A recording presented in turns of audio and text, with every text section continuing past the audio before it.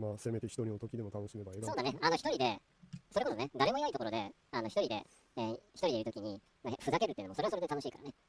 うん。誰も見てないところで、小踊りを踊ったり、誰も突っ込んでくれないけどボケまくったりね。それはそれで楽しいもんね。まあまあ息抜き込みの趣味のもあれだけど、その最初に言ってたその濃度のことだけど、熱ね。どれぐらいその趣味に熱や知識量が入っているかで、その趣味でできる知り合いや友達もできるから。ああ、確かに広がりはあるよね。その、熱を持ってやると、同じくね、熱を持ってる友達が友人、知人。確かにそこからコミュニティとかね、輪が広がったりとかはするよね。確かに。でもなんだろうな、にわかっていうかさ、なんか、適当にやってる人だと、何かに向き合ってる人だと、ほぼ向き合ってねえような感じの人だと、なかなかそういうつながりはできづらいよね。その趣味の中で。まあね。確かに。じゃあそういう意味では、一つのコミュニティの中に入って、友達作りだとか、意気投合できる仲間を作る上ではやっぱ熱量が必要であると。趣味は自分のことであるし、その熱量で他人との関係性もつなぐことができる。まあ確かにね、それは結構あるね。俺もほとんどの、付き合いが長い友達は同じ趣味に思ってる人だったりするね。別々の趣味ではあるけど。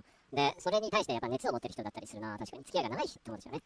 で、まあ付き合いが短かったというか、なんか一瞬のうちにちょっと友達になって、なんか音信不通になるような感じの人だと、確かにあんまりその熱量、ベクトルをなんか向き合ってるものに対する熱量が違ってたりね。その、なんだろうな、そういうのはあんま持ってない人だったりするかな。俺の経験ではね。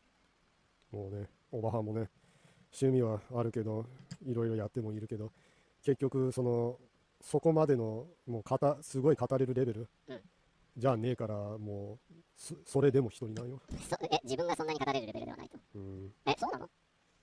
まあ後ろ見りゃわかるけど、ゲームはそうだし、いっぱいあるし、まあそれは語れるけども、なんか語る人もいないね。なんかじゃあ今自分が言ったことを覆してるような状況になってる。